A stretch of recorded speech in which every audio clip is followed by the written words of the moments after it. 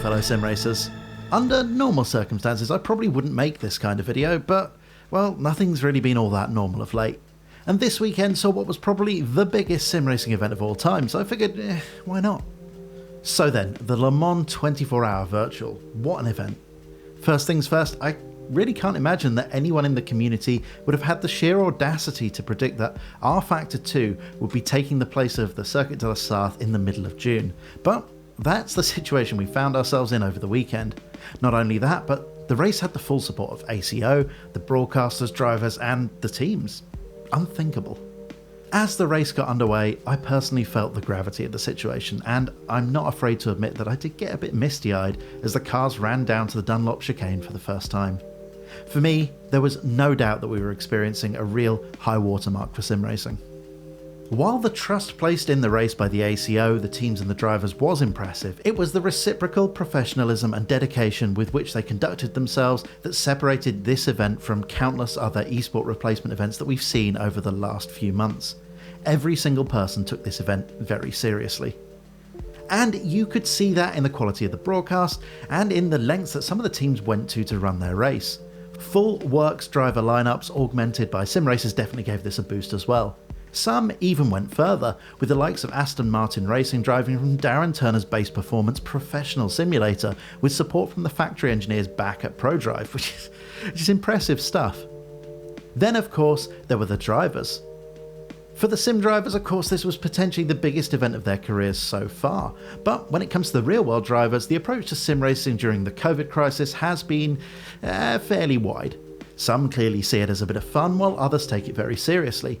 But there wasn't a hint of the former during the Le Mans 24-hour virtual. Everyone took this seriously. In fact, one of the drivers that had come under scrutiny for his esports behaviour earlier in the year, Simon Pagenaud, left most of us with our jaws on the floor with what can only be described as extreme dedication and commitment to performance. During the early evening, his sim rig failed, and we were treated to images of the Indy 500 winner swapping out his rig for a spare one that he had ready and waiting. All of this took place in less than 20 seconds, and he was back up and running. It transpires that Simon had not only considered that this was a potential issue, but had planned for and practiced the rig swap in advance. That is extraordinary dedication, and as many pointed out, a champion's mindset.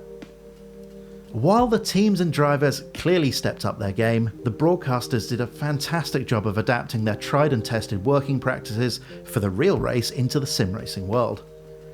I think it's fair to say that the broadcasting of esport races has improved dramatically over a really very short space of time this year, but the full studio production from the Le Mans Virtual pushed the envelope just that little bit further.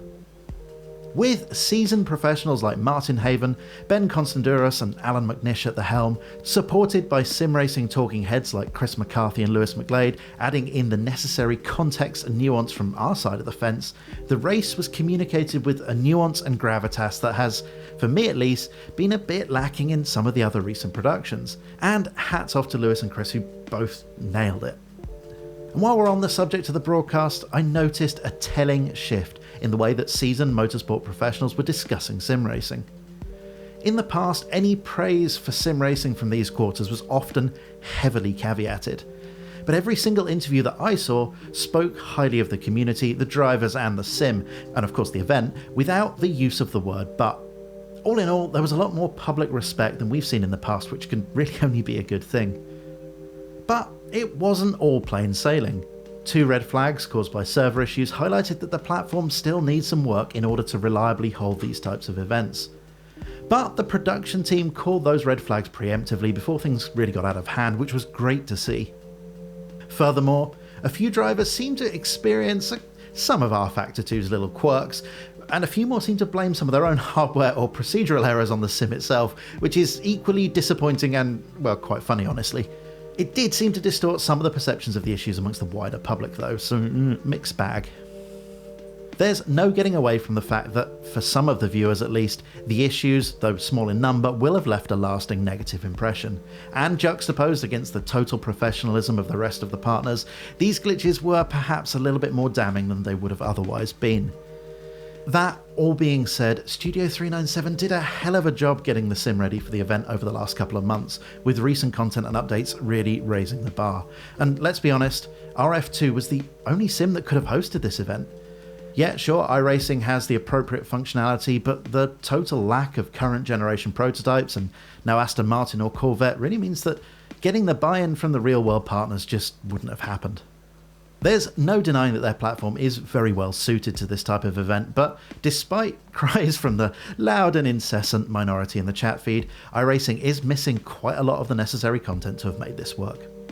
For me, the glitches didn't spoil the event one bit, and 2 short red flag periods over the space of 24 hours is imminently preferable to the endless safety car periods and code 80s that would have been rolled out in the real race.